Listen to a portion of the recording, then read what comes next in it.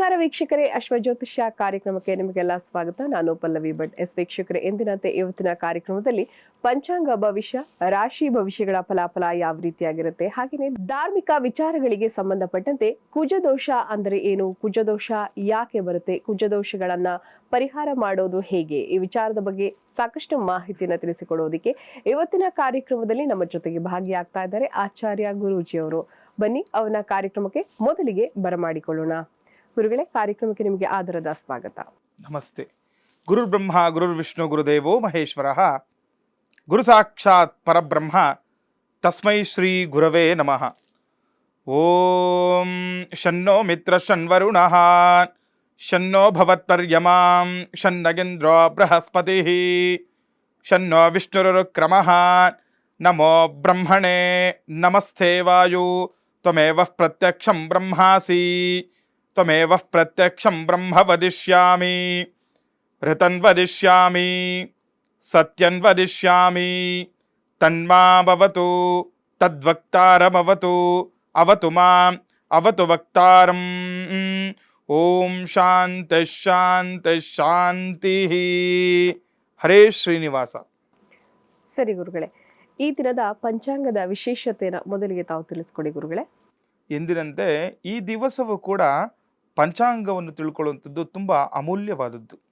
ಯಾಕೆ ಅಮೂಲ್ಯ ಅಂತ ಹೇಳ್ತೀವಿ ಅಂತಂದರೆ, ನಾವು ದಿನನಿತ್ಯವೂ ಕೂಡ ಒಂದು ವ್ಯಾಪಾರ ಮಾಡ್ತಾ ಇರ್ತೀವಿ, ಅಥವಾ ಉದ್ಯೋಗಕ್ಕೆ ಹೋಗೋರು ಹೋಗ್ತಾ ಇರ್ತಾರೆ, ಮತ್ತು ಮಕ್ಕಳ ವಿದ್ಯಾಭ್ಯಾಸಕ್ಕೆ ಹೋಗುವಂಥದ್ದು. ಯಾರು ಏನೇ ಮಾಡಿದ್ರು ಕೂಡ ಆ ದಿನದ ಇವತ್ತಿನ ಪಂಚಾಂಗವನ್ನು ತಿಳ್ಕೊಂಡು ಮುನ್ನಡೆದಾಗ ನಮಗೆ ಅದರಿಂದ ಒಂದು ಸ್ವಲ್ಪ ಆ ನೆಗೆಟಿವ್ ಎಲ್ಲ ಹೋಗಿ ಪಾಸಿಟಿವ್ ನಮಗೆ ವೈಬ್ರೇಷನ್ಸ್ ಒಂದು ಬರುವಂಥದ್ದು.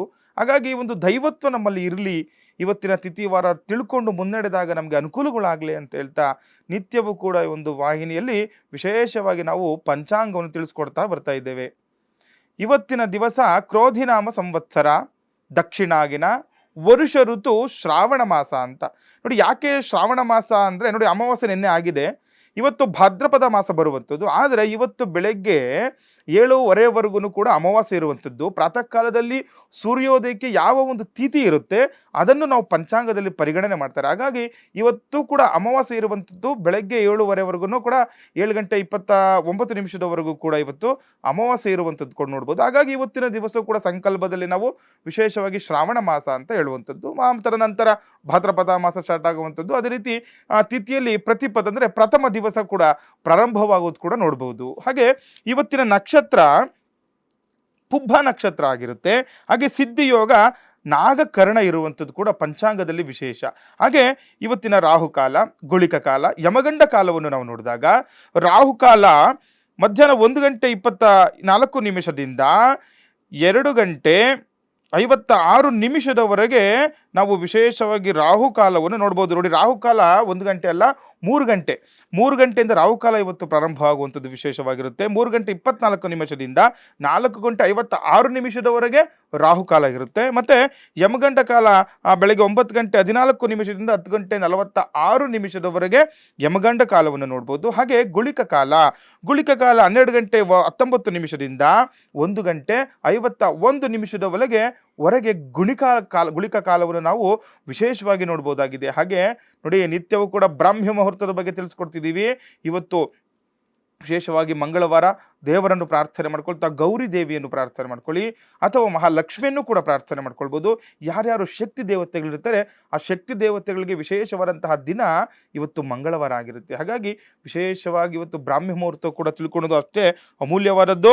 ಬೆಳಗ್ಗೆ 4:36 5:22 ಆ ಬ್ರಾಹ್ಮಿ ಮುಹೂರ್ತ ಇರುತ್ತೆ. ಈ ಒಂದು ಸಂದರ್ಭದಲ್ಲಿ ನೀವೇನಾದರೂ ಕಾರ್ಯಸಿದ್ಧಿಗೋಸ್ಕರ ಏನಾದರೂ ಜಪತಪ ಹೋಮಗಳನ್ನು ಮಾಡ್ಕೊಳ್ಳೋದಿದ್ರೆ ಮಾಡ್ಕೋಬಹುದು, ಅಥವಾ ಏನಾದರೂ ಮನಸ್ಸಲ್ಲಿ ಈಪ್ಸಿತ ಕಾರ್ಯಗಳು ಅಂದರೆ ಮದುವೆ ಆಗೋರಾಗಲಿ, ಅಥವಾ ಏನೋ ಒಂದು ವ್ಯಾಪಾರ ಉದ್ಯೋಗ ಪ್ರಾರಂಭ ಮಾಡಬೇಕು ಅಂದ್ಕೊಂಡಿರ್ತೀರಾ, ಇವು ಏನಾದರೂ ದೈವದಲ್ಲಿ ದೈವತ್ವ ನಮಗೆ ಸಿಗಲಿ, ದೇವರ ಅನುಗ್ರಹ ನಮಗೆ ಸಿಗಲಿ ಅಂತ ಹೇಳ್ತಾ ಇದ್ದವರಿಗೆ ತುಂಬ ಪ್ರಶಸ್ತವಾದಂತಹ ಸಮಯ ಈ ಒಂದು ಬ್ರಾಹ್ಮಿ ಮುಹೂರ್ತ ಆಗಿರುತ್ತೆ. ಹಾಗಾಗಿ 4:22 4:15 ಮತ್ತು ನೀವು 5:15 ಇವತ್ತು ವಿಶೇಷವಾಗಿ ಏನಾದರೂ ಪೂಜಾ ಪುನಸ್ಕಾರಗಳನ್ನು ಮಾಡ್ಕೊಳ್ಳಿ, ತುಂಬ ಅನುಕೂಲ ಆಗುವಂಥದ್ದು. ಹಾಗೆ ಇವತ್ತಿನ ಸೂರ್ಯೋದಯ ಕೂಡ ನೋಡ್ಕೋಬೇಕಾಗುತ್ತೆ. ನೋಡಿ, ಸೂರ್ಯೋದಯ ಬೆಳಗ್ಗೆ 6:09 ಸೂರ್ಯೋದಯ ಆಗುವಂಥದ್ದು. ಹಾಗೆ ಸೂರ್ಯಾಸ್ತಮವು 6:29 ಸೂರ್ಯಾಸ್ತಮ ಆಗೋದು ಕೂಡ ನಾವು ವಿಶೇಷವಾಗಿ ಈ ದಿವಸ ನೋಡ್ಬೋದಾಗಿದೆ. ಸರಿ ಗುರುಗಳೇ, ಈ ದಿನದ ಪಂಚಾಂಗದ ವಿಶೇಷತೆಯನ್ನ ತಾವು ತಿಳಿಸ್ಕೊಟ್ರಿ. ಹಾಗೆಯೇ ಈ ದ್ವಾದಶ ರಾಶಿಗಳ ಫಲಾಫಲ ಹೇಗಿದೆ, ಮತ್ತೆ ಶುಭ ಫಲ ಏನಿದೆ, ಅಶುಭ ಫಲ ಇದ್ದವರು ಇವತ್ತು ಯಾವ ರೀತಿಯಾದೊಂದು ಪರಿಹಾರವನ್ನ ಮಾಡ್ಕೋಬೇಕು, ಇದನ್ನ ಕೂಡ ತಿಳಿಸ್ಕೊಡಿ ಗುರುಗಳೇ.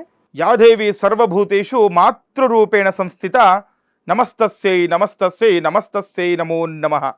ನೋಡಿ, ಜಗನ್ಮಾತೆಯನ್ನು ಪ್ರಾರ್ಥನೆ ಮಾಡ್ಕೊಳ್ಳಿ. ಮಂಗಳವಾರ ಶುಭ ದಿವಸ, ಮಂಗಳ ಗೌರಿ ಸಮೇತ ಮಹಾಲಕ್ಷ್ಮಿ ಆಗಲಿ, ಶಕ್ತಿ ದೇವತೆಗಳೆಲ್ಲರನ್ನೂ ಕೂಡ ಪ್ರಾರ್ಥನೆ ಮಾಡ್ಕೊಳ್ತಾ ದಿನವನ್ನು ಪ್ರಾರಂಭ ಮಾಡಿ. ನೋಡಿ, ಯಾರ್ಯಾರು ಎಲ್ಲ ಈ ದ್ವಾದಶ ರಾಶಿಗಳಲ್ಲಿ ತುಂಬ ವಿಶೇಷವಾಗಿ ದಿನನಿತ್ಯವೂ ಕೂಡ ಆಲಿಸ್ತಾ ಅದರಲ್ಲಿ ನಮಗೆ ಏನು ಅನುಕೂಲ ಇದೆ, ಏನು ಅನಾನುಕೂಲಗಳಿದೆ ಅದನ್ನು ನೋಡಿ ಯಾರ್ಯಾರನ್ನೆಲ್ಲ ನಡೀತಾ ಇದ್ದಾರೆ ಎಲ್ಲರಿಗೂ ಕೂಡ ಶುಭವಾಗಲಿ ಅಂತ ಹೇಳ್ತಾ, ಇವತ್ತು ನೋಡಿ ಮೇಷಾದಿ ದ್ವಾದಶ ರಾಶಿಗಳು, ಮೇಷ ಆಗಲಿ, ವೃಷಭ ಆಗಲಿ, ಮಿಥುನ ಆಗಲಿ, ಕಟಕ, ಸಿಂಹ, ಕನ್ಯಾ, ತುಲ, ವೃಶ್ಚಿಕ, ಧನಸ್ಸು, ಮಕರ, ಕುಂಭ, ಮೀನಾದಿಗಳ ಯಾವ ರೀತಿ ಇವತ್ತು ಫಲಾನುಫಲಗಳಿದೆ ಇವೆಲ್ಲವನ್ನು ಕೂಡ ನಾವು ಇವತ್ತು ತಿಳಿದುಕೊಳ್ಳುವ ಸಮಯ ಇದಾಗಿದೆ. ಪ್ರಥಮವಾಗಿ ಮೇಷರಾಶಿಯವರಿಗೆ ಸರ್ಕಾರಿ ಕೆಲಸದಲ್ಲಿ ಬೇರೆಯವರಿಂದ ತೊಂದರೆ ಎದುರಾಗುವಂಥದ್ದು. ನೋಡಿ, ಯಾಕೆ ಗೌರ್ಮೆಂಟ್ ಕೆಲಸ ಇರ್ತೀರಾ ಇವತ್ತು ನೋಡ್ಕೊಂಡ್ಬಿಡ್ಬೇಕು ನೀವು. ಅಂದರೆ ಏನು ಹೇಳ್ಬಿಟ್ಟಿದಾರಲ್ಲ, ಬೇರೆಯವರಿಂದ ತೊಂದರೆ. ನೋಡಿ, ಸರ್ಕಾರಿ ಕೆಲಸದವ್ರಿಗೇ ಜಾಸ್ತಿ ತೊಂದರೆ ಮಾಡೋರು ಇರ್ತಾರೆ. ಏನು ನಿಮ್ಗೆ ಸಾಮಾನ್ಯವಾಗಿ ನಿಮ್ಗೆ ಗೊತ್ತೇ ಇರುತ್ತಲ್ವ. ಹಾಗಾಗಿ ಇವತ್ತು ನಡೆದು ನೋಡಿ, ನೀವು ಅದನ್ನು ತಿಳಿದು ಮುನ್ನಡೆದಾಗ ಅನುಕೂಲ ಆಗುವಂಥದ್ದು. ತಿಳ್ಕೊಂಬಿಡಿ, ಬೇರೆಯವ್ರ ಕಡೆಯಿಂದ ನಿಮಗೆ ಇವತ್ತು ಅನಾನುಕೂಲಗಳಿರುತ್ತೆ. ಹಾಗಾಗಿ ನೀವು ಯಾವ ರೀತಿ ವ್ಯವಹಾರ ಮಾಡಬೇಕು, ಯಾವ ರೀತಿ ಮಾತಾಡಬೇಕು, ಇದನ್ನೆಲ್ಲ ತಿಳ್ಕೊಂಡು ನೀವು ಇವತ್ತು ಮುಂದುವರಿಬೇಕಾಗುತ್ತೆ ಮೇಷರಾಶಿಯವರು. ಹಾಗೂ ಹಣಕಾಸಿನ ವ್ಯವಹಾರದಲ್ಲಿ ಎಚ್ಚರಿಕೆಯಿಂದ ಇರಬೇಕು. ಏನಾದರೂ ಹಣಕಾಸು ವ್ಯವಹಾರ ಮಾಡಬೇಕಂತಂದರೆ ಇವತ್ತು ವಿಶೇಷವಾಗಿ ನೀವು ಎಚ್ಚರಿಕೆಯಿಂದ ಇರಬೇಕಾಗುತ್ತೆ. ಅದನ್ನೆಲ್ಲ ನೀವು ಗಮನದಲ್ಲಿಟ್ಟು ಯಾವುದೇ ವ್ಯವಹಾರ ಮಾಡಿದ್ರು ಕೂಡ ಇವತ್ತು ಸರ್ಕಾರ ಕ್ಷೇತ್ರದಲ್ಲಿ ಅಥವಾ ಮಾಡಿ, ಖಾಸಗಿ ಕ್ಷೇತ್ರದಲ್ಲಿ ಆಗಲಿ ಹಣದ ವ್ಯವಹಾರ ಮಾಡಬೇಕು ಮೇಷರಾಶಿಯವರು ಅಂತಂದರೆ ಸ್ವಲ್ಪ ಯೋಚನೆ ಮಾಡಿದ್ರೆ ಅನುಕೂಲ ಆಗುತ್ತೆ. ಹಾಗೆ ಅನಿರೀಕ್ಷಿತವಾಗಿ ಪ್ರಮುಖ ವ್ಯಕ್ತಿಗಳ ಭೇಟಿಯಾಗುವ ಸಾಧ್ಯತೆ ಕೂಡ ಹೆಚ್ಚಾಗಿರುವಂಥದ್ದು. ಇವತ್ತು ವಿಶೇಷವಾಗಿ ಯಾರೋ ಒಳ್ಳೆ ಯಾವುದೋ ವ್ಯಕ್ತಿಯಿಂದ ನಿಮಗೆ ಭೇಟಿಯಾಗುವಂತಹ ಲಕ್ಷಣಗಳು, ತುಂಬ ದಿವಸದಿಂದ ಏನಕ್ಕೋ ಕಾಯ್ತಾ ಇರ್ತಾರೆ, ವ್ಯಾಪಾರನ ಒಂದು ಪ್ರಾರಂಭ ಮಾಡಬೇಕು ಅಂದ್ಕೊಂಡಿರ್ತೀರ. ಇವತ್ತು ಯಾರೋ ಒಬ್ಬ ಹೊಸ ಭೇಟಿ ಯಾರೋ ಪ್ರಮುಖ ವ್ಯಕ್ತಿಯ ಭೇಟಿಯಿಂದ ನಿಮಗೆ ಅನುಕೂಲ ಆಗುವಂಥದ್ದು ಕೂಡ ಮೇಷರಾಶಿಯವರಿಗೆ ನೋಡ್ಬೋದಾಗಿದೆ. ಹಾಗೆ ವೃಷಭ ರಾಶಿ ವ್ಯಾಪಾರಸ್ಥರಿಗೆ ಹೆಚ್ಚಿನ ಅನುಕೂಲ, ಲಾಭ ದೊರೆಯುವಂಥದ್ದು. ಯಾರ್ಯಾರು ವೃಷಭ ರಾಶಿಯವರು ವ್ಯಾಪಾರಸ್ಥಗಳಿರ್ತೀರಾ, ಈ ಬೀದಿ ಬದಿ ವ್ಯಾಪಾರಿಗಳಾಗಲಿ, ಸಣ್ಣ ಪುಟ್ಟ ಅಂಗಡಿಗಳು ತೆರೆದಿರೋರಾಗಲಿ, ಇಲ್ಲ ದೊಡ್ಡ ದೊಡ್ಡ ವ್ಯಾಪಾರಸ್ಥರಾಗಲಿ, ನಿಮಗೆ ಇವತ್ತು ಹಣದ ಲಾಭ ಬರುವಂಥದ್ದು, ನಿಮಗೆ ಅನುಕೂಲದ ಸ್ಥಿತಿ ಹೆಚ್ಚಾಗಿರುವಂಥದ್ದು. ಹಾಗೆ ಹೆಚ್ಚಿನ ವೇಗದ ಅಥವಾ ನಿರ್ಲಕ್ಷ್ಯದ ವಾಹನ ಚಲನೆ ಅಪಘಾತ ಉಂಟು ಮಾಡುವಂಥದ್ದು. ನೋಡಿ, ವೃಷಭ ರಾಶಿಯವರು ನೋಡ್ಕೋಬೇಕಾಗುತ್ತೆ. ಏನು ಹೇಳ್ತಾ ಇದೆ ಇವತ್ತು ನೋಡಿ, ನಾವು ವಾಹನವನ್ನು ಯಾವಾಗ ನಾವು ಏನು ಹೇಳ್ತಾರೆ, ಅದು ನಮಗೆ ಜೋರಾಗಿ ಓಡಿಸೋದಾಗಲಿ ಅಥವಾ ನಾವು ಏನು ನಿರ್ಲಕ್ಷ್ಯದಿಂದ ಓಡಿಸೋದಾಗಲಿ, ಈ ಥರ ಮಾಡಿದಾಗ ಅಪಘಾತಗಳಾಗುವ ಸಾಧ್ಯತೆ ಕೂಡ ಇದ್ದೇ ಇರುತ್ತೆ. ಆದರೆ ಇವತ್ತು ಈ ವೃಷಭ ರಾಶಿಯವರಿಗೆ ಈ ರೀತಿ ಇರುವಂತಹ ಅವಕಾಶ ಜಾಸ್ತಿ ಇರುವುದರಿಂದ ಇವತ್ತು ನೀವು ಯಾವುದೇ ಕಾರಣಕ್ಕೂ ನಿರ್ಲಕ್ಷ್ಯದಿಂದ ಗಾಡಿ ಓಡಿಸಬಾರ್ದು. ಮತ್ತು ಅವಸರವಾಗಿ ಕೂಡ ನೀವು ಇವತ್ತು ಗಾಡಿಯನ್ನು ಯಾವುದೇ ಕಾರಣಕ್ಕೂ ಓಡಿಸಬಾರ್ದು ನೀವು ವೃಷಭ ರಾಶಿಯವರು. ಅದರಿಂದ ಅನಾನುಕೂಲ ಆಗುವಂಥದ್ದು. ಅಂದರೆ ದೂರದ ಪ್ರಯಾಣ, ಏನಾದರೂ ಇಲ್ಲ ತುಂಬ ದೂರ ಹೋಗ್ಬೇಕಂತಂದರೆ ಅಲ್ಲಿ ಹೋದರೆ ಇವತ್ತು ಕಾರ್ಯಸಿದ್ಧಿ ಆಗುವಂಥದ್ದು ಇರುತ್ತೆ. ಗುರುಗಳು ಹೇಳ್ಬಿಟ್ಟವ್ರು ದೂರ ಹೋಗ್ಬೇಕಂತೇಳಿ ಜೋರಾಗಿ ಹೋಗೋದಲ್ಲ, ನಿಧಾನಕ್ಕೆ ಹೋದ್ರೂ ಕೆಲಸ ಆಗುತ್ತೆ. ಹಾಗಾಗಿ ಆ ರೀತಿ ನೋಡ್ಕೊಂಡು ಹೋದರೆ ಕಾರ್ಯಸಿದ್ಧಿ ಆಗುವಂಥದ್ದು ಕೂಡ ನೋಡ್ಕೋಬಹುದು. ಹಾಗೆ ಮಿಥುನ ರಾಶಿ ಕೆಲವು ಸಣ್ಣ ಪುಟ್ಟ ಸಮಸ್ಯೆಗಳು ಎದುರಾಗುವುದು, ತಾಳ್ಮೆ ಕಳೆದುಕೊಳ್ಳಬೇಡಿ. ನೋಡಿ, ಮಿಥುನ ರಾಶಿಯವರು ಕೂಡ ಇವತ್ತು ಮಂಗಳವಾರ ಆಗಿರೋದ್ರಿಂದ ಸಣ್ಣ ಪುಟ್ಟ ಸಮಸ್ಯೆಗಳು ಎದುರಾಗುವಂಥದ್ದು ಇರುತ್ತೆ. ಆದರೆ ನೀವು ತಾಳ್ಮೆ ಕಳ್ಕೊಬಾರ್ದು. ಯಾವುದೇ ವಿಚಾರ ಆಗಲಿ ನಮ್ಗೆ ಅನ್ಕೊಂಡ ತಕ್ಷಣ ಆಗಬೇಕು ಅಂತೇನಿಲ್ಲ. ಸ್ವಲ್ಪ ತಾಳ್ಮೆಯಿಂದ ಇದ್ದಾಗ ನಿಮಗೆ ಅನುಕೂಲ ಆಗ್ತಾ ಇರುತ್ತೆ. ಹಾಗಾಗಿ ನಿಮ್ಮ ಕೆಲಸಕ್ಕೆ ರಾಜೀನಾಮೆ ಕೊಡುವ ತೀರ್ಮಾನ ಮಾಡುವಂತಹ ಅವಕಾಶಗಳು ಜಾಸ್ತಿ ಇರುತ್ತೆ. ನೋಡಿ, ಸುಮ್ಮನೆ ಸಣ್ಣ ಪುಟ್ಟ ವಿಚಾರಗಳಿಗೆಲ್ಲ ನೀವು ರಾಜೀನಾಮೆ ಕೊಟ್ಟರೆ ಮುಂದೆ ನಿಮ್ಗೆ ಅದರಿಂದ ಅನಾನುಕೂಲ ಆಗಲಾಗುತ್ತೆ. ಹಾಗಾಗಿ ಸ್ವಲ್ಪ ಯೋಚನೆ ಮಾಡಿ ಇವತ್ತು ಮುಂದುವರಿಬೇಕಾಗುತ್ತೆ ಮಿಥುನ ರಾಶಿಯವರು. ಹಾಗೆ ಮನೆ ನಿರ್ಮಾಣಕ್ಕೋಸ್ಕರ ಬ್ಯಾಂಕ್ ಸಾಲದ ಮೊರೆ ಹೋಗುವ ಸಾಧ್ಯತೆ ಇರುವಂಥದ್ದು. ನೋಡಿ, ಮನೆ ಕಟ್ಟಬೇಕು ಏನು ಅನ್ಕೊಂಡಿರ್ತೀರಲ್ಲ, ಅದರಿಂದ ಏನೋ ಬ್ಯಾಂಕಲ್ಲಿ ಸಾಲಾಗಿಲ್ಲ ತಗೋಬೇಕು ಅನ್ಕೊಂಡಿದ್ರೆ ಇವತ್ತು ಹೋಗಿ ನಿಮ್ಗೆ ಅನುಕೂಲ ಆಗುತ್ತೆ. ಏನು ತೊಂದರೆ ಆಗಲ್ಲ. ಮುಂದೆ ಅವಕ್ಕೆಲ್ಲ ನಿಮಗೆ ಅನುಕೂಲ ಆದ್ರೂ ಕೂಡ ಅದು ತೀರಿಸುವ ನಿಮಗೆ ಆ ಲಕ್ಷಣಗಳು ಕೂಡ ಗೋಚರ ಆಗ್ತಿದೆ. ಹಾಗಾಗಿ ಏನಾದರೂ ಸಾಲ ತಗೋಬೇಕು ಬ್ಯಾಂಕ್ಗಳಿಂದ ಅಂತಂದ್ರೆ ಹೊರಗಡೆ ಮಾತ್ರ ತೊಂದರೆ ಆಗುತ್ತೆ. ನೋಡಿ, ಬ್ಯಾಂಕ್ಗಳಿಂದ ಮಾಡ್ಕೊಳ್ಳಿ, ನಿಮಗೆ ಅನುಕೂಲ ಆಗುತ್ತೆ ಮಿಥುನ ರಾಶಿಯವರಿಗೆ. ಹಾಗೆ ಕಟಕ ರಾಶಿ ಕೆಲಸದಲ್ಲಿ ಹೆಚ್ಚು ಅನುಕೂಲ ಉಂಟಾಗುವುದು, ಆರೋಗ್ಯದಲ್ಲಿ ಸುಧಾರಣೆ ಕಂಡು ಬರುತ್ತದೆ. ನೋಡಿ, ಇವತ್ತು ಮಾಡುವ ಕೆಲಸ ಕಾರ್ಯದಲ್ಲಿ ನಿಮಗೆ ತುಂಬ ಅನುಕೂಲ ಆಗ್ತಾ ಇರುತ್ತೆ. ಅಂದರೆ ನೋಡಿ, ತುಂಬ ಇಷ್ಟು ದಿನ ಕಿರಿಕಿರಿ ಇರುತ್ತೆ. ಎಲ್ಲ ಒಂದು ವ್ಯಾಪಾರ ಉದ್ಯೋಗ ಮಾಡ್ತಾ ಇರ್ತೀರಾ, ಅಲ್ಲಿ ಕಿರಿಕಿರಿಗಳು ಆಗ್ತಾ ಇರುತ್ತೆ.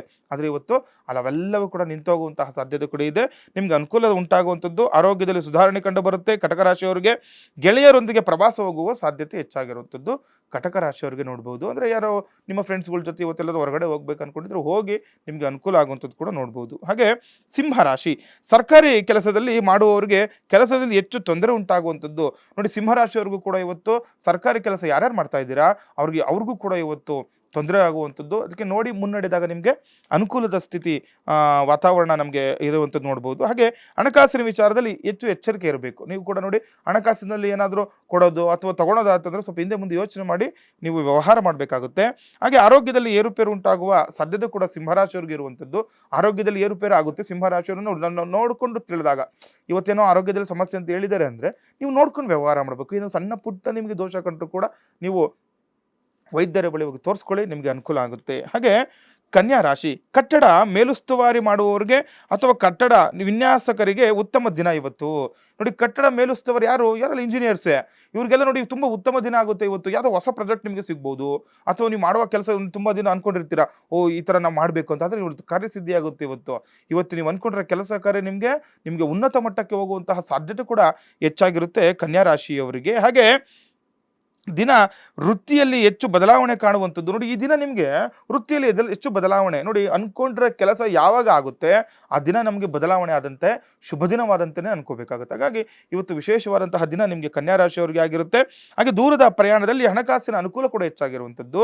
ಎಲ್ಲರೂ ಹೋಗ್ಬೇಕು ಅನ್ಕೊಂಡಿದ್ರೆ ಹೋಗಿ ನಿಮಗೆ ಅನುಕೂಲ ಆಗುವಂಥದ್ದು ಕೂಡ ನೋಡ್ಬೋದು. ಹಾಗೆ ತುಲಾ ರಾಶಿ, ನೋಡಿ ಈ ತುಲಾ ರಾಶಿಯವರು ನಾವು ಹೇಳ್ತಾ ಇದ್ವಿ, ನೆನ್ನೆನೂ ಕೂಡ ಹೇಳಿದ್ವಿ, ಇವತ್ತು ಕೂಡ ಅದೇ ಇದೆ. ನಿರುದ್ಯೋಗಿಗಳಿಗೆ ಉದ್ಯೋಗ ಅವಕಾಶಗಳು ಬರಲಿದೆ. ನೋಡಿ ಯಾರ್ಯಾರು ನಿರುದ್ಯೋಗಿಗಳು ಮನೇಲಿ ಇರ್ತೀರಾ, ಉದ್ಯೋಗ ಅವಕಾಶಗಳು ನಿಮ್ಮನ್ನು ಅರಸಿ ಬರ್ತಾ ಇದೆ. ಒಳ್ಳೆಯ ಶುಭ ಸಮಯ ಆಗಿರುತ್ತೆ. ನೋಡಿ ಯಾವುದೇ ಆಗಲಿ ಇದೇ ಬೇಕು ಅದೇ ಇರಬೇಕು ಅಂತಂದರೆ ಆಗಲ್ಲ.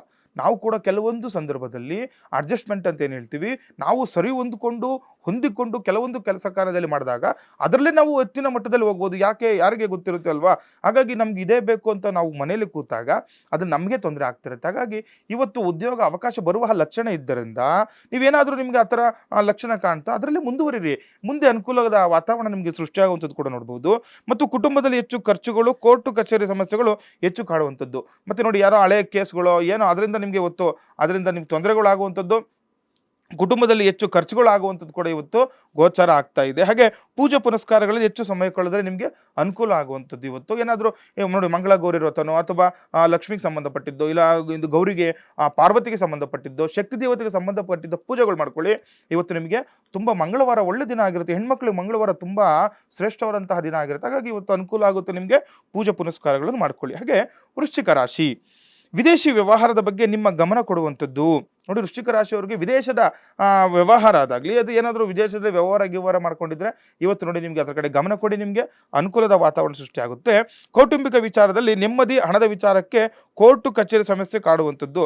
ನೋಡಿ ಕೌಟುಂಬದಲ್ಲಿ ನಿಮಗೆ ನೆಮ್ಮದಿ ಇದ್ದರೂ ಕೂಡ ಯಾವಾಗ ಈ ಕೋರ್ಟು ಮತ್ತು ಕಚೇರಿ ವಿಚಾರಗಳು ಬಂದಾಗ ನಿಮಗೆ ಸಮಸ್ಯೆ ಸಾಮಾನ್ಯವಾಗಿ ಕಾಡುವಂಥದ್ದೇನೆ. ಹಾಗಾಗಿ ಇವತ್ತು ವೃಶ್ಚಿಕ ರಾಶಿಯವರಿಗೆ ಈ ರೀತಿ ಗೋಚಾರ ಆಗಿರುವುದರಿಂದ ನೀವು ನೋಡಿಕೊಂಡು ವ್ಯವಹಾರ ಮಾಡ್ಕೊಳ್ಳಿ, ನಿಮಗೆ ಅನುಕೂಲ ಆಗುತ್ತೆ. ಹಾಗೆ ಧನಸ್ಸು ರಾಶಿ, ಈ ದಿನ ಹೆಚ್ಚು ಹಣ ಖರ್ಚಾಗುವುದು, ಹಣದ ಉಳಿತಾಯದ ಬಗ್ಗೆ ಗಮನ ಹರಿಸಬೇಕಾಗುತ್ತೆ. ನೋಡಿ ಧನಸ್ಸು ರಾಶಿಯವರು ಇವತ್ತು ಗೋಚಾರದಲ್ಲಿ ಏನಿದೆ ಅಂತಂದ್ರೆ ನಿಮಗೆ ರಾಶಿಯಲ್ಲಿ ಹೆಚ್ಚು ಹಣ ಖರ್ಚಾಗುತ್ತೆ ಅಂತ ಇದೆ. ಗೊತ್ತಿದ್ದು ನೀವು ಹಣ ಖರ್ಚು ಮಾಡಿದ್ರೆ ನಿಮ್ಮದೇ ತಪ್ಪಾಗುತ್ತೆ. ಹಾಗಾಗಿ ಇವತ್ತು ನೀವು ಏನು ಮಾಡಬೇಕು ಅಂತೇಳಿ ಯೋಚನೆ ಮಾಡಿ ಕೆಲಸಗಳು ಮಾಡ್ಕೊಳ್ಳಿ, ನಿಮಗೆ ಅನುಕೂಲ ಆಗುವಂಥದ್ದು. ಹಾಗೆ ಸೋದರಿಯರ ಜೊತೆ ಸಣ್ಣ ಪುಟ್ಟ ಮನಸ್ತಾಪಗಳು ಕೂಡ ಆಗುವಂತಹ ಸಾಧ್ಯತೆ ಕೂಡ ಹೆಚ್ಚಾಗಿರುತ್ತೆ. ಅಣ್ಣ ತಮ್ಮಂದಿರು, ಅಕ್ಕ ತಂಗಿಯರು, ಅಕ್ಕ ತಮ್ಮನು, ಈ ರೀತಿ ಇವರ ಸೋದರ ಸಂಬಂಧದಲ್ಲಿ ಸ್ವಲ್ಪ ಕಿರಿಕಿರಿ ಉಂಟಾಗುವಂತಹ ಲಕ್ಷಣಗಳು ಕಾಣ್ತಾ ಇದೆ. ಹಾಗೆ ದೂರದ ಪ್ರಯಾಣದಲ್ಲಿ ಕಾರ್ಯಸಿದ್ಧಿ ಆಗುವಂಥದ್ದು. ಏನಾದರೂ ಹೊರಗಡೆ ಹೋಗಿ ಏನೋ ಕೆಲಸ ಮಾಡಬೇಕು ಅಂದ್ಕೊಂಡಿದ್ರೆ ಇವತ್ತು ಹೋಗಿ ನಿಮಗೆ ಕಾರ್ಯಸಿದ್ಧಿ ಆಗುವಂಥದ್ದು ಕೂಡ ನೋಡ್ಬೋದು. ಹಾಗೆ ಮಕರ ರಾಶಿ, ಹೊಸ ವಸ್ತುಗಳ ಖರೀದಿ ಮಾಡುವಿರಿ. ಹೋಟೆಲ್ ಹಾಗೂ ವ್ಯಾಪಾರಸ್ಥರಿಗೆ ಹೆಚ್ಚು ಒತ್ತಡ ಇರುವಂಥದ್ದು. ನೋಡಿ ಮಕರ ರಾಶಿಯವರು ಕೂಡ ಹೊಸ ವಸ್ತು, ಒಂದು ವಾಹನ ಆಗಲಿ ಅಥವಾ ಯಾವುದೇ ವಸ್ತು ಮನೆಗೆ ಸಂಬಂಧಪಟ್ಟಂಥ ವಸ್ತು ತೊಗೋಬೇಕಂದ್ರೂ ಕೂಡ ಇವತ್ತು ಅನುಕೂಲದ ವಾತಾವರಣ ಆಗುತ್ತೆ. ಹಾಗೆ ನಿಮಗೆ ಹೋಟೆಲ್ ವ್ಯಾಪಾರಸ್ಥರು ಯಾರಿರ್ತಾರೆ ಅವ್ರಿಗೆ ಹೆಚ್ಚು ಒತ್ತಡ ಇವತ್ತು ಇರುವಂಥದ್ದು. ಹಾಗೆ ಮಿತ್ರರಿಂದ ಸಹಕಾರ ಮತ್ತು ಯಾವುದೇ ಕೆಲಸ ಮಾಡುವ ಮುನ್ನ 2 ಬಾರಿ ಯೋಚನೆ ಮಾಡಬೇಕು. ಇವತ್ತು ಮಿತ್ರರಿಂದ ಸಹಕಾರ ಸಿಗುತ್ತೆ ಯಾರಿಗೆ, ಈ ಹೋಟೆಲ್ ಉದ್ಯಮದಲ್ಲಿ ಮಾಡುವವರಿಗೆ ಅಥವಾ ಸಣ್ಣ ಪುಟ್ಟ ವ್ಯವಹಾರಸ್ಥರಿಗೆ. ಆದರೆ ಮಾಡುವ ಕೆಲಸದಲ್ಲಿ ನೀವೇನು ಮಾಡಬೇಕು, ಮುನ್ನೆಚ್ಚರಿಕೆಯಾಗಿ 2-3 ಬಾರಿ ಯೋಚನೆ ಮಾಡಿ ನೀವು ಕೆಲಸವನ್ನು ಕೈಗೊಂಡಾಗ ಮಕರ ರಾಶಿಯವರಿಗೆ ಅನುಕೂಲ ಆಗುತ್ತೆ. ಹಾಗೆ ಕುಂಭರಾಶಿ, ಮನಸ್ಸಿಗೆ ಒತ್ತಡ ನೀಡುವ ಕೆಲಸದ ಕಡೆ ಗಮನ ಹರಿಸಲೇಬಾರದು. ಕುಂಭರಾಶಿಯವರಿಗೂ ಕೂಡ ಏನಾದರೂ ಮನಸ್ಸಿಗೆ ತುಂಬ ತೊಂದರೆ ಆಗ್ತಾ ಇರುತ್ತೆ, ಮತ್ತು ಆ ಕೆಲಸಗಳು ಮಾಡೋಕ್ಕೆ ಹೋಗ್ಬೇಡಿ. ನೀವು ಆರಾಮಾಗಿ ತಲೆಗೆಡ್ಸ್ಕೊಂಡಿರೋ ಬೇರೆ ಕೆಲಸಗಳ ಬಗ್ಗೆ ಗಮನ ಕೊಡಿ, ನಿಮಗೆ ಅನುಕೂಲ ಆಗುತ್ತೆ. ನಿಮ್ಮ ಹಳೆಯ ಮಿತ್ರರ ಭೇಟಿಯಾಗುವ ಹಣಕಾಸು ನಿಮಗೂ ಕೂಡ ನೋಡಿ ಇವತ್ತು ಕುಂಭರಾಶಿಯವರಿಗೂ ಕೂಡ ಹಣಕಾಸಿನ ಸ್ಥಿತಿ ಉತ್ತಮವಾಗಿರುತ್ತೆ. ಹಳೆ ಗೆಳೆಯರ ಭೇಟಿಯ ಸಾಧ್ಯತೆ ಕೂಡ ಇದೆ. ನೋಡಿ ಹಳೆ ಗೆಳೆಯರಿಂದ ಏನೋ ಹೊಸದಾಗಿ ಒಂದು ಪ್ರಾರಂಭ ಮಾಡ್ಬೋದು. ಇವತ್ತಿನ ದಿನ ಉಲ್ಲಾಸಭರಿತವಾಗಿರ್ಬೋದು. ಹಣದ ಆಗಮನ ಕೂಡ ಆಗುವಂಥದ್ದು ಕೂಡ ಕುಂಭರಾಶಿಯವರಿಗೆ ನೋಡ್ಬೋದಾಗಿದೆ. ಕಡೆಯ ರಾಶಿ ಮೀನರಾಶಿ. ಈ ಮೀನರಾಶಿಯವರಿಗೆ ಸ್ವಂತ ಕೆಲಸಕ್ಕೆ ಸಂಬಂಧಿಸಿದಂತೆ ಅಗತ್ಯ ಸಲಕರಣೆಗಳು ಖರೀದಿಸುವ ಸಾಧ್ಯತೆ ಇರುತ್ತೆ. ನೋಡಿ ಸ್ವಂತ ಕೆಲಸ ಅಂದ್ರೇನು, ನೀವು ಯಾವುದಾರ ಕೆಲಸ ಮಾಡಿ, ಒಂದು ವ್ಯಾಪಾರನೋ ಅಥವಾ ಉದ್ಯೋಗವೋ, ಇದು ಕಬ್ಬಿಣದ ಕೆಲಸ ಆಗಲಿ ಅಥವಾ ಏನೋ ಒಂದು ಗಾಡಿಗಳು ಓಡಿಸ್ತಿರ್ತಾರೆ ಅವರಾಗಲಿ, ಇಲ್ಲ ಏನೋ ಒಂದು ಸಣ್ಣ ಪುಟ್ಟ ವ್ಯಾಪಾರಸ್ಥ ಮಾಡ್ಕೊಂಡಿದ್ದಾರೆ ಅವರಿಗೆ ಅದಕ್ಕೇನು ಕೆಲಸಗಳಿಗೆ ಏನೇನು ಸಲಕರಣೆಗಳನ್ನು ಬೇಕು, ಅಥವಾ ಏನೋ ಕಂಪ್ಯೂಟ್ರು ಜೆರಾಕ್ಸ್ ಅಂಗಡಿಗಳು ಅಂದ್ಕೊಳ್ಳಿ, ಅವ್ರಿಗೆ ಇವತ್ತು ಹೊಸದಾಗಿ ಒಂದು ಒಂದು ವಿಶೇಷವಾದಂತಹ ವಸ್ತು ಖರೀದಿಕೊಳ್ಳುವ ಅಂದರೆ ಹೊಸದು ತಗೊಳ್ಳೋಂತಹ ಅವಕಾಶಗಳು ಕೂಡ ಹೆಚ್ಚಾಗಿರುತ್ತೆ. ನೀವು ಯಾವುದೇ ಉದ್ಯೋಗ ವ್ಯಾಪಾರ ಮಾಡಿ ಅದಕ್ಕೆ ಸಂಬಂಧಪಟ್ಟಂತಹ ವಸ್ತುಗಳ ಖರೀದಿ ಮಾಡಿ, ಇವತ್ತು ನಿಮಗೆ ಮೀನರಾಶಿಯವರಿಗೆ ಅನುಕೂಲ ಆಗುತ್ತೆ. ಹಾಗೆ ಭೂಮಿ ಖರೀದಿ ವ್ಯವಹಾರದಲ್ಲಿ ಎಚ್ಚರಿಕೆ ಆಗುತ್ತೆ ಇರುವಂಥದ್ದು. ಏನಾದರೂ ಭೂಮಿ ತಗೋಬೇಕು ಅಂತಂದರೆ, ಭೂಮಿಗೆ ತಗೊಳೋದು ಅಥವಾ ಕೊಡೋದು, ಅದ್ರ ಬಗ್ಗೆ ಮಾತುಕತೆ ಮಾಡಬೇಕಾದ್ರೂ ಕೂಡ ನೀವು ಪೂರ್ಣ ಪ್ರಜ್ಞೆಯಿಂದ ಇವತ್ತು ಕಾರ್ಯವನ್ನು ಮಾಡಬೇಕಾಗುತ್ತೆ. ಹಾಗೆ ಲೇವಾದೇವಿ ವ್ಯವಹಾರದಲ್ಲಿ ಕೂಡ ಇಂಥವರು ಅನುಕೂಲ ಆಗುವಂಥದ್ದು. ಇವತ್ತು ನಿಮಗೆ ಲೇವಾದೇವಿ ಏನಾದರೂ ದುಡ್ಡು ಹಣ ಕೊಡೋದು ತಗೊಳೋದಾದ್ರೂ ಕೂಡ ನಿಮಗೆ ಇವತ್ತು ಅನುಕೂಲ ಆಗುವಂಥದ್ದು ಕೂಡ ನಾವು ಮೀನರಾಶಿಯವರಿಗೆ ಇವತ್ತು ಗೋಚರ ಆಗ್ತಾ ಇದೆ. ಸರಿ ಗುರುಗಳೇ, ಈ ದಿನದ ದ್ವಾದಶ ರಾಶಿಗಳ ಫಲಾಫಲ ಹೇಗಿದೆ, ಮತ್ತೆ ಶುಭ ಫಲ ಏನಿದೆ, ಅಶುಭ ಫಲ ಇದ್ದವರು ಏನ್ ಮಾಡಬೇಕು ಅನ್ನುವಂತಹ ಪರಿಹಾರವನ್ನ ತಿಳಿಸ್ಕೊಟ್ರಿ ಗುರುಗಳೇ. ಕಾರ್ಯಕ್ರಮದಲ್ಲಿ ಇದೀಗ ಸಣ್ಣದೊಂದು ವಿರಾಮವನ್ನ ತೆಗೆದುಕೊಳ್ಳುವಂತಹ ಸಮಯ ಆಗಿದೆ. ಪ್ರಿಯ ವೀಕ್ಷಕರೇ, ಆಚಾರ್ಯ ಗುರೂಜಿಯವರನ್ನ ತಾವು ನೇರ ಭೇಟಿಯಾಗಬೇಕು ಅಂತ ಆಸಕ್ತಿ ಇರುವಂತಹವರು ಪ್ರತಿ ಸೋಮವಾರದಿಂದ ಶುಕ್ರವಾರದವರೆಗೆ ಪ್ರಸಾರವಾಗುವಂತಹ ಅಶ್ವ ಜ್ಯೋತಿಷ್ಯ ಕಾರ್ಯಕ್ರಮದಲ್ಲಿ ಆಚಾರ್ಯ ಗುರೂಜಿಯವರ ನಂಬರನ್ನ ಡಿಸ್ಪ್ಲೇ ಮಾಡಲಾಗುತ್ತೆ. ಆ ನಂಬರ್ಗೆ ಕರೆ ಮಾಡಿ ತಾವು ಅವರನ್ನ ನೇರ ಭೇಟಿಯಾಗಬಹುದು. ಹಾಗೆಯೇ ಯಾರು ಜಾತಕವನ್ನ ಬರೆಸಿಕೊಂಡಿಲ್ವೋ ಅಥವಾ ಜಾತಕದಲ್ಲಿ ಇರುವಂತಹ ದೋಷಗಳಿಗೆ ಉತ್ತಮ ಪರಿಹಾರವನ್ನ ಕಂಡುಕೊಳ್ಬೇಕು ಅಂತ ಇರುವವರು ಈ ನಂಬರ್ಗೆ ಕರೆ ಮಾಡಿ ಗುರೂಜಿಯವ್ರನ್ನ ನೇರ ಭೇಟಿಯಾಗಬಹುದು ಅಂತ ಹೇಳ್ತಾ ಕಾರ್ಯಕ್ರಮದಲ್ಲಿ ಸಣ್ಣದೊಂದು ವಿರಾಮದ ನಂತರ ಮತ್ತಷ್ಟು ಧಾರ್ಮಿಕ ವಿಚಾರಗಳು.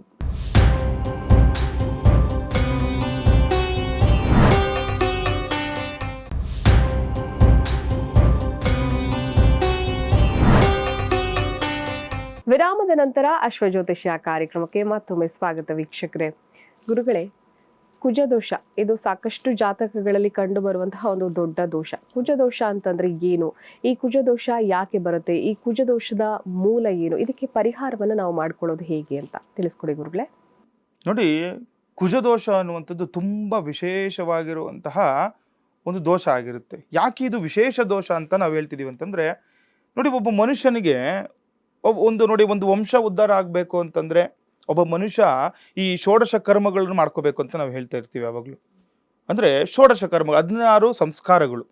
ಈ 16 ಸಂಸ್ಕಾರಗಳಲ್ಲಿ ವಿಶೇಷವಾದಂತಹ ಸಂಸ್ಕಾರ ಅಂತಂದರೆ ಮದುವೆ ಅಂತ. ಮದುವೆ ತುಂಬ ವಿಶೇಷ ಇದು.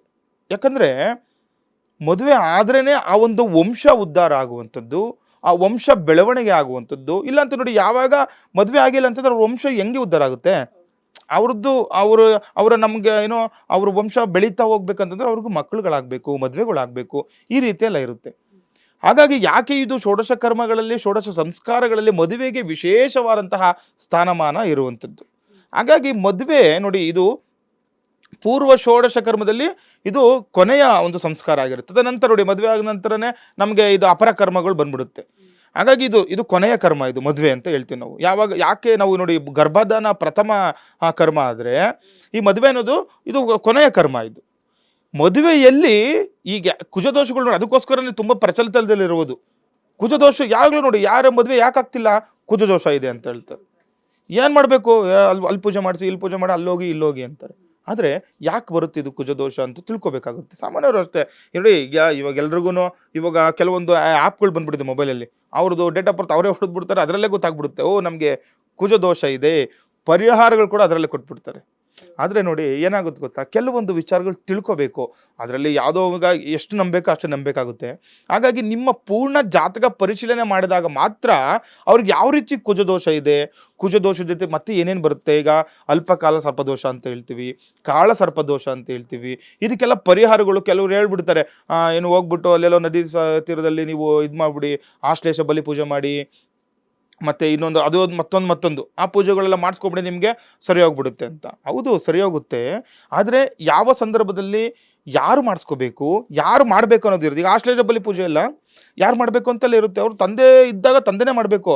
ಹೋಗ್ಬಿಟ್ಟು ನಮಗೆ ಕುಜದೋಷ ಐತೆ ಅಂತ ಹೋಗ್ಬಿಟ್ಟು ಎಲ್ಲೋ ಹೋಗಿ ಪೂಜೆ ಮಾಡಿಸ್ಕೊಂಬರೋದಲ್ಲ.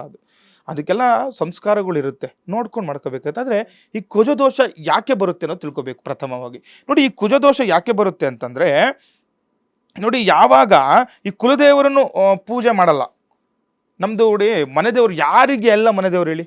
ಈಗ ನಮ್ಮ ಮನೆಗಳಿಗೆ ಯಾರ ಮನೇಲಿ ದೇವ್ರಿಲ್ಲ ಹೇಳಿ, ಎಲ್ಲರೂ ಇಟ್ಕೊಂಡ್ಬಿಟ್ಟಿರ್ತೀವಿ. ಆದರೆ ಮನೆ ದೇವ್ರು ಅನ್ನೋದು ಕೆಲವರಿಗೆ ಗೊತ್ತಿರಲ್ಲ.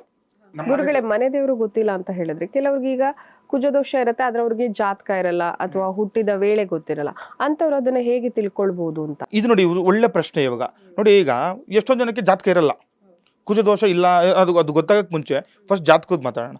ಜಾತಕ ಇಲ್ದವ್ರಿಗೆ ನಾವು ಹೆಂಗೆ ನೋಡ್ತೀವಿ, ಹೆಂಗೆ ನೋಡಬೇಕು?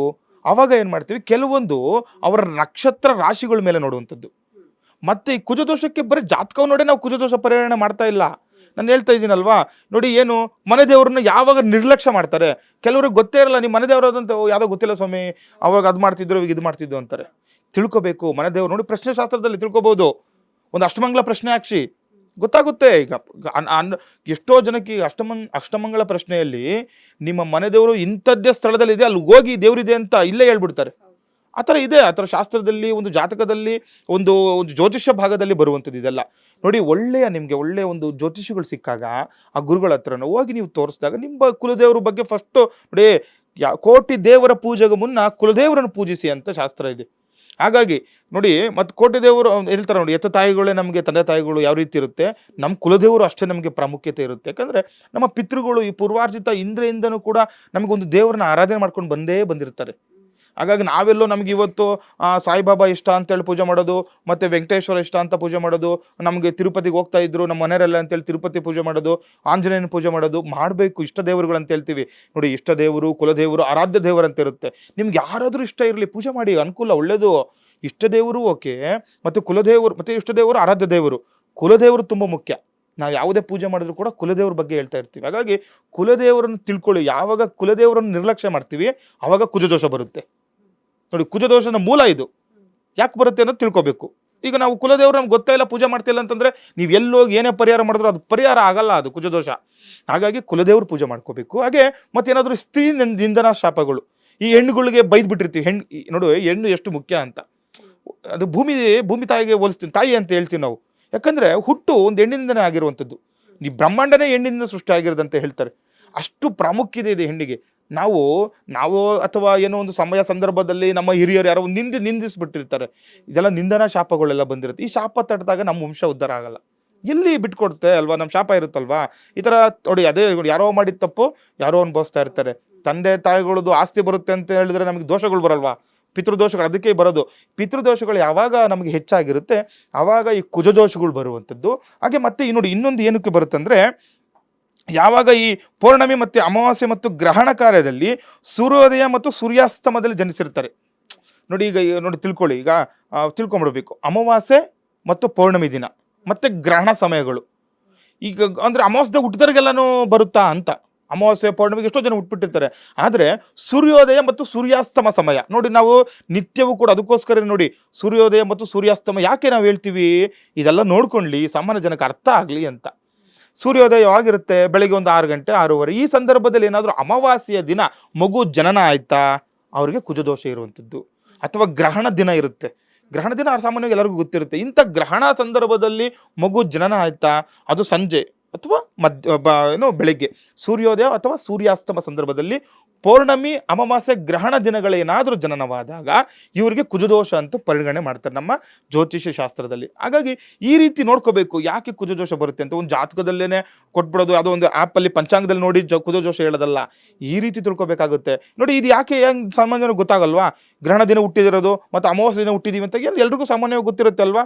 ಅವಾಗ ನೋಡ್ಕೋಬೇಕು, ಏನು ಬೆಳಗ್ಗೆ ಪ್ರಾತಃ ಕಾಲದಿಂದ ಹುಟ್ಟಿದವರು, ಸೂರ್ಯಾಸ್ತಮ ಸಂದರ್ಭದಲ್ಲಿ ಹುಟ್ಟಿದವರು, ಅಥವಾ ಸೂರ್ಯೋದಯ ಸಮಯದಲ್ಲಿ ಹುಟ್ಟಿದವರು, ಅಥವಾ ಗ್ರಹಣ ಸಮಯದಲ್ಲಿ ಹುಟ್ಟಿದವರು, ಇವನ್ನೆಲ್ಲ ನೋಡಿಕೊಂಡು ನಾವು ಆ ಕುಜದೋಷಕ್ಕೆ ಪರಿಹಾರ ಮಾಡಿಕೊಂಡ್ರೆ ತುಂಬ ಅನುಕೂಲ ಆಗುವಂಥದ್ದು. ಹಾಗಾಗಿ ಕುಜದೋಷಕ್ಕೆ ಏನು ಪರಿಹಾರಗಳು, ಏನು ಮಾಡ್ಕೋಬೇಕು ನೋಡಿ. ಒಂದು ಸಿಂಪಲ್, ಒಂದು ಕೆಲವೊಂದು ನೋಡಿ ಸಿಂಪಲ್ಲು. ಈಗ ಹೋಮಗಳು ಮಾಡಬೇಕು ಅಂತ ಶಾಸ್ತ್ರದಲ್ಲಿದೆ. ಕೆಲವೊಂದು ಕಡೆ ಏನು ಮಾಡ್ತಾರೆ, ಈ ಕುಂಭ ವಿವಾಹ ಮಾಡ್ತಾರೆ. ಹೌದು, ಅದು ಕದಲಿ ವಿವಾಹ ಅಂತ ಹೇಳ್ತೀವಿ. ಯಾವಾಗ ಒಂದು ಗಂಡುಗೆ ನಾವು ಕದಲಿ ವಿವಾಹ ಮಾಡುವಂಥದ್ದು. ಕುಂಭ ವಿವಾಹ ಬೇರೆ, ಕದಲಿ ವಿವಾಹ ಬೇರೆ. ಕುಂಭದಲ್ಲಿ ನಾವು ಲಕ್ಷ್ಮೀನಾರಾಯಣನನ್ನು, ಕದಲಿಯಲ್ಲೂ ಲಕ್ಷ್ಮೀನಾರಾಯಣನನ್ನು ನಾವು ಬಾಳೆಗಿಡ ಇಟ್ಟು, ಆ ಬಾಳೆಗಿಡಕ್ಕೆ ಏನು ಮಾಡ್ತೀವಿ ನಾವು, ಆ ವರನ ಹತ್ರ ನಾವು ಅದಕ್ಕೆ ಮಂಗಲ ಧಾರಣೆ ಮಾಡಿಸಿ, ಅದಕ್ಕೆ ನಾವು ಶಾಸ್ತ್ರ ವಿಧಿವಿಧಾನಗಳಿದೆ, ಅದನ್ನೆಲ್ಲ ನಾವು ಮಾಡ್ಕೊಂಡು ಬರ್ತೀವಿ. ಅಲ್ಲಿ ಅವರು ಅಂದರೆ ಅದು ಮದುವೆಗೆ ಸಂಬಂಧಪಟ್ಟಂತಹ ಏನೇ ತೊಡಕುಗಳು, ಅದೇನೇ ದೋಷಗಳಿದ್ರು ಕೂಡ ಅದು ಪರಿಹಾರ ಆಗಲಿ ಅಂತ ಮಾಡೋದು. ಶಾಸ್ತ್ರ ಪ್ರಕಾರವಾಗಿ ಮಾಡುವಂಥದ್ದು. ಮದುವೆ ಯಾವ ರೀತಿ ಮಾಡ್ತೀವೋ ಅದೇ ರೀತಿಯೇ ಮಾಡ್ತೀವಿ. ಇದೆಲ್ಲ ಒಂದು ಕೆಲವೊಂದು ಪೂಜೆಗಳಿರುತ್ತೆ. ಹಾಗೆ ನೋಡಿ, ಈ ಕುಜದೋಷಕ್ಕೆ ಕೆಲವರು ಹೇಳ್ತೀವಿ ಕುಕ್ಕೆ ಸುಬ್ರಹ್ಮಣ್ಯ ಹೋಗಿ ಅಲ್ಲಿ ಹೋಗಿ ಪೂಜೆ ಮಾಡ್ಕೊಳ್ಳಿ, ಅದು ಕೂಡ ನೋಡಿ ಅನುಕೂಲ ಆಗುವಂಥದ್ದು. ಕ್ಷೇತ್ರ ದರ್ಶನ ಕೆಲವೊಂದು ನೋಡಿ ಪೂಜೆಯಿಂದನೆಲ್ಲ ಕ್ಷೇತ್ರ ದರ್ಶನದಿಂದನೇ ನಮ್ಗೆ ಅನುಕೂಲ ಆಗುವಂಥದ್ದು ಕೂಡ ಇರುತ್ತೆ. ಅದಕ್ಕೋಸ್ಕರ ಹೇಳ್ತಾರೆ ಕ್ಷೇತ್ರಗಳಲ್ಲಿ ಹೋಗಿ ಮಾಡಿ. ಅಲ್ಲೆಲ್ಲೂ ಹೋಗೋಕ್ಕಾಗಿಲ್ವಾ?